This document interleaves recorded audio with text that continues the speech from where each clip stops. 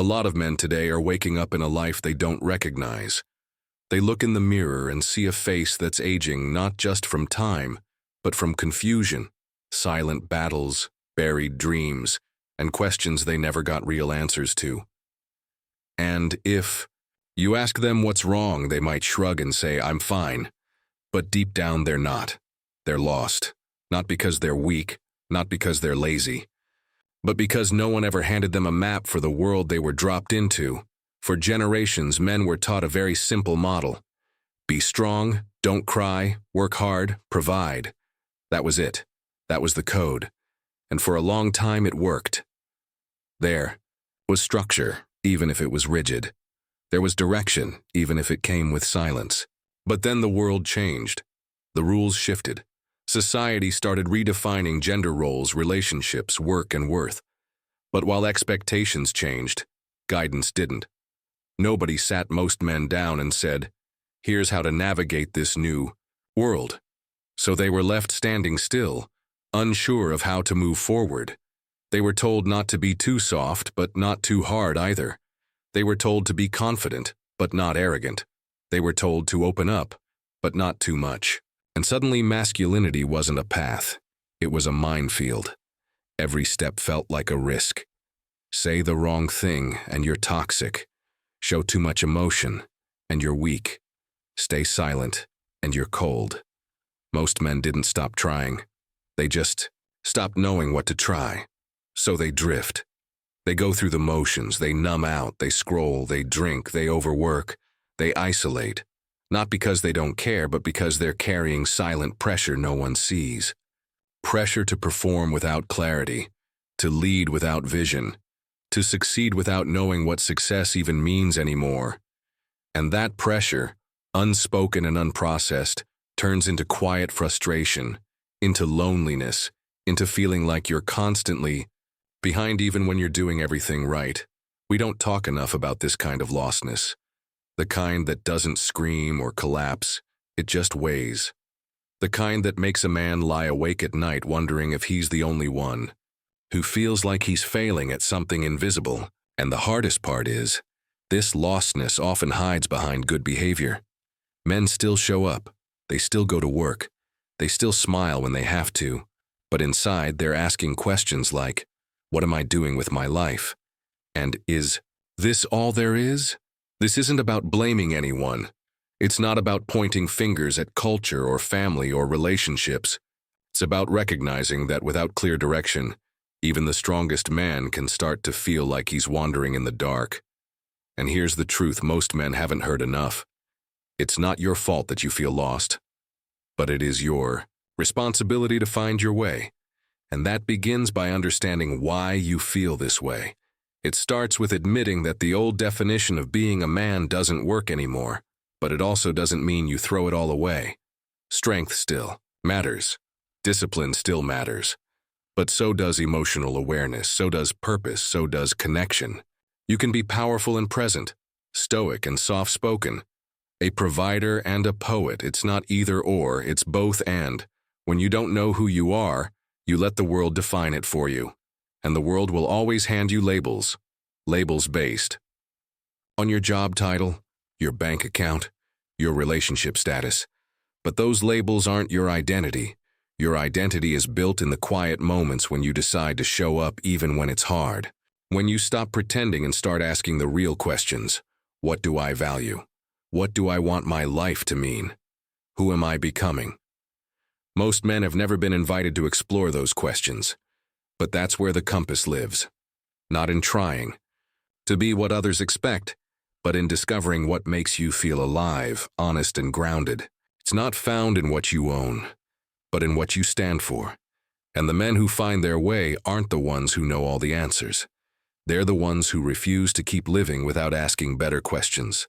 So yes, many men today are lost. But lost isn't the end of the story. It's the beginning. Because to be lost is to be aware that you've drifted, and awareness is the first step toward clarity, toward rebuilding your direction, toward crafting a life that's not just full, but fulfilling. You don't need to wait for someone else to define manhood for you. You get to define it yourself. You get to build it. reclaim it, live it. And in doing so, not only do you find your own way, you light the path for others. Because the truth is, most men aren't broken. They're just buried. And once they start digging, they realize they were never lost. They were just waiting for permission to begin. There's a kind of pain that doesn't scream. It doesn't cause a scene. It doesn't get sympathy or attention. It just lingers quietly, invisibly. And for millions of men, that pain is loneliness. Not the kind you fix with a night out or a group chat. This is deeper. It's the ache of disconnection. From others, from meaning, and often from themselves. And the most dangerous part? Most men don't even realize it's there until it starts to hollow them out. Ask a man if he's lonely, and he might laugh. He'll tell you he's just busy or tired or focused on work. He'll shrug it off, because to admit loneliness feels like weakness, like failure, like something shameful. So instead of acknowledging it, he distracts himself. He pours himself into work, into mindless scrolling, into habits that numb rather than heal. And slowly, silently, he starts to disappear behind his own routine. What makes this kind of loneliness so lethal is that it doesn't always come from being alone. Some of the loneliest men are married. They have kids, they go to the gym, they show up to meetings. But inside they feel completely unseen, like no one truly knows them. Like if they vanished tomorrow, people would miss their role, their function, but not them. And that kind of disconnection eats away at a man's spirit. You see, men were taught to be self-reliant, to solve problems on their own, to stay strong, to never show too much emotion, especially not sadness or vulnerability. But what no one explained is that without deep connection, without brotherhood, without real conversation, without someone who sees you beyond the surface, you begin to break down. Not all at once, not dramatically, but slowly. In how you speak, in how you sleep, in how you start to care a little less about everything. The truth is, men crave connection just as deeply as anyone else. They want to be heard. They want to be understood. They want to feel like they matter not for what they do, but for who they are. But when the world constantly tells them to man up, to keep going, to push through, they start to believe that silence is strength, that isolation is noble, that suffering alone is what makes them a real man. But that's a lie. Strength isn't found in isolation. It's found in connection, in community, in vulnerability, the kind that says, I'm not okay, but I'm still here. And yet most men have never been shown how to build that kind of connection. They were never taught how to say, I need help, or how to reach out without feeling like a burden. So they stay silent, and the silence becomes a prison. Loneliness doesn't just affect the heart, it affects the body. It raises cortisol levels, weakens the immune system, disrupts sleep, dulls your motivation. It's been compared to smoking 15 cigarettes a day in terms of its impact on health. And yet, because it's invisible, it rarely gets addressed. Men are dying younger, not just because of external factors, but because of the internal war no one sees. What's heartbreaking is how many men accept this as normal. They think it's just part of life. That feeling alone in a crowd is just what adulthood feels like. That being emotionally exhausted is just part of being a man. But it's not. It's a symptom of a culture that hasn't given men the space, the language, or the tools to connect in meaningful ways. But here's the good news. It doesn't have to stay that way. Connection can be rebuilt. Brotherhood can be created. It starts with small, honest conversations, with choosing to be real instead of perfect, with finding other men who are tired of pretending and ready to get honest about what life really feels like. When men come together, not to posture, not to compete, but to listen, they start to remember who they are beneath the armor.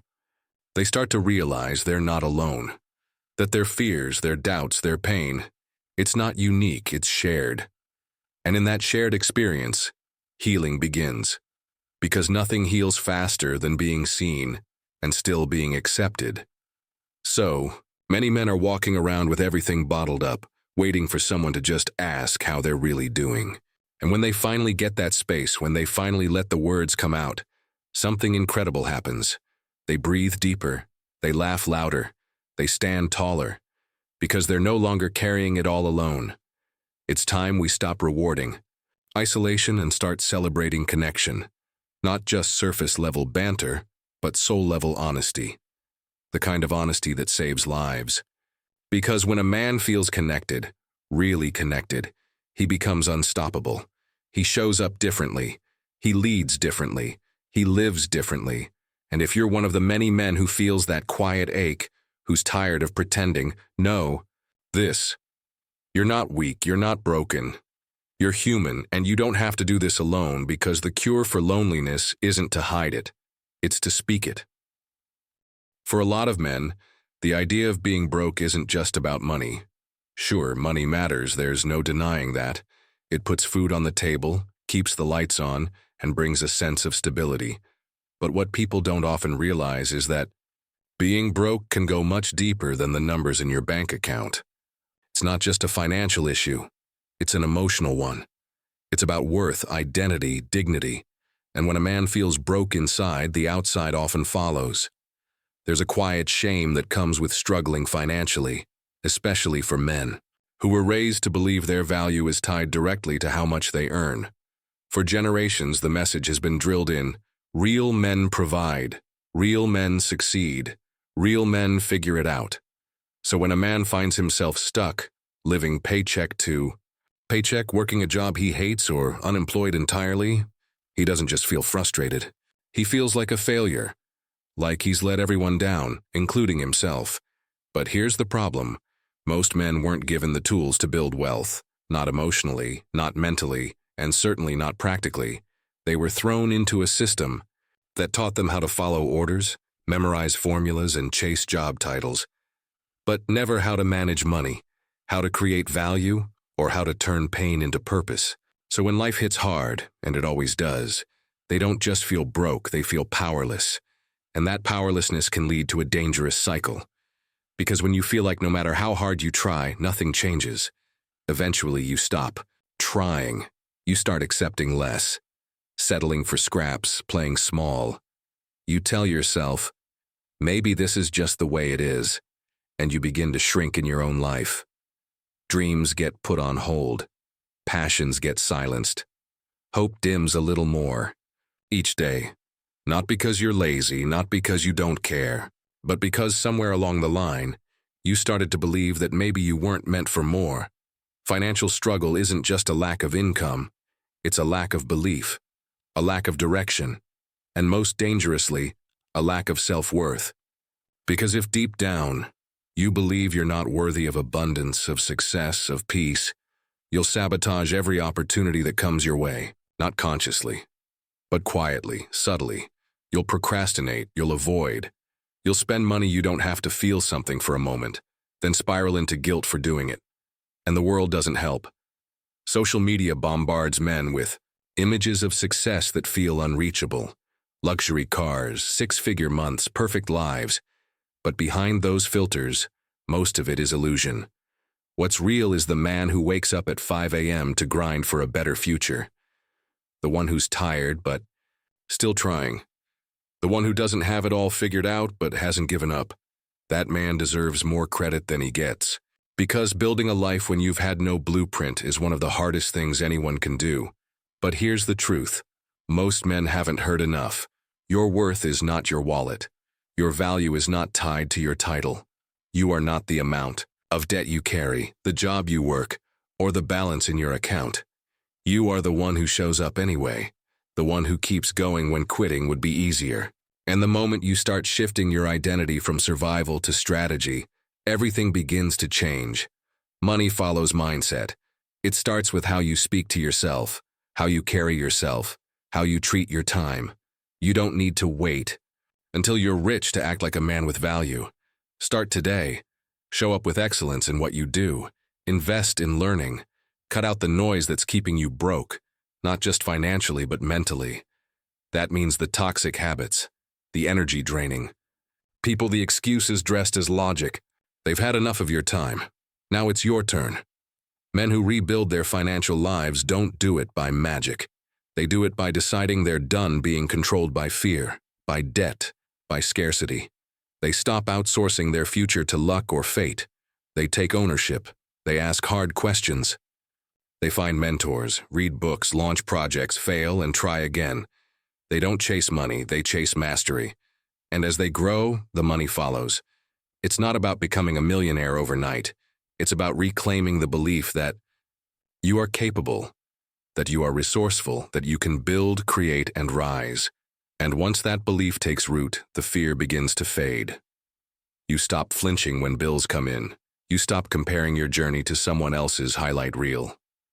Because now you're focused on something bigger, becoming the man you were always meant to be. So if you're feeling broke right now, I want you to hear this clearly. Your bank account may be low, but your potential isn't. Your wallet might be empty, but your spirit is not. This is not your ending. This is your invitation to rise, to rebuild, and to remember that you were never defined by your lack.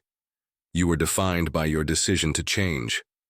There's a turning point in every man's life, a moment when the excuses start sounding like lies even to himself, when the weight of regret begins to outweigh the comfort of routine, when the mirror stops reflecting the man he wanted to be and instead shows the man he's been settling for.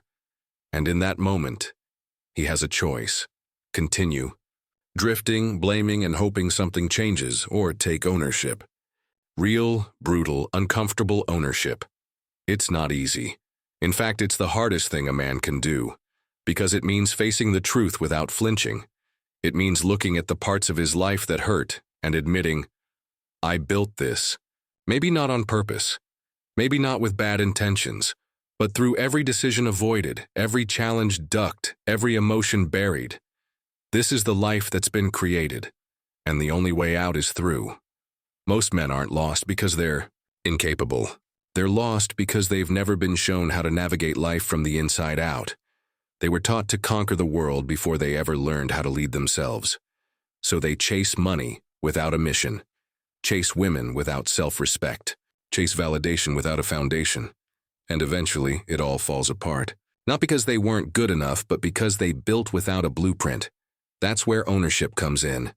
It's the moment a man stops pointing fingers at his parents, at the system, at his ex, at luck, and starts asking better questions. Not why is life like this, but what can I do about it? Not why don't people support me, but how do I support myself? It's about shifting from being a victim of life to becoming the author of it. That shift is powerful. Because once you stop waiting to be saved, you realize you were the solution all along. But ownership alone isn't enough, because no man makes it out alone. The myth of the lone wolf is just that, a myth. Behind every strong man is a brotherhood, men who challenge him, hold him accountable, and remind him of who he is when he forgets. Men who don't flatter, but sharpen, who don't compete, but uplift, who understand that masculinity isn't a contest, it's a calling. You see, healing happens in solitude, but transformation happens in community. And too many men are trying to change their lives in isolation. They try to outwork their pain, outthink their shame, out-hustle their past.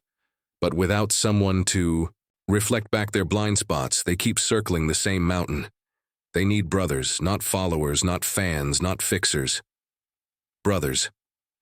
Men who've been through fire and chose not to burn. Men who will look them in the eyes and say, I've been there too, let's keep going. That kind of brotherhood isn't always easy to find. It's not in every friend group. It's not on every social feed. You have to seek it. You have to earn it. You have to be willing to show up not with a mask, but with your truth. And that takes courage. But once you taste that kind of connection, once you sit in a room full of men who don't need you to impress them, who only ask that you be real, you'll never go back to living on the surface. With ownership and brotherhood, something shifts. Discipline becomes less of a chore and more of a choice. Purpose stops being a mystery and starts becoming a mission. You stop needing to be perfect, and instead aim to be present. Present in your growth. Present in your habits. Present in your impact. You begin to move differently, speak differently. You start becoming the kind of man you would have admired as a boy. You start setting standards not just for yourself but for everyone around you. You don't tolerate the same relationships, the same distractions, the same excuses. You protect your time like it's sacred. Because now, you know what's at stake. You know that every decision you make ripples out into your future, into your family, into your legacy. You stop living just for the weekend and start living for something that outlives you. And when life hits, and it will, you don't collapse. You recalibrate, you lean on your brothers, you go back to your principles, because you've built something real inside you, a foundation. And from that foundation, you rise again and again. That's the path. That's the escape. Not some overnight fix. Not a motivational high. But a decision to own your life and a commitment to walk alongside men who refuse to let you quit. That's how you stop being lost. That's how you stop being lonely. That's how you stop being broke, not just in your finances, but in your spirit. Because the way out isn't about finding something new. It's about remembering who you were before the world made you forget.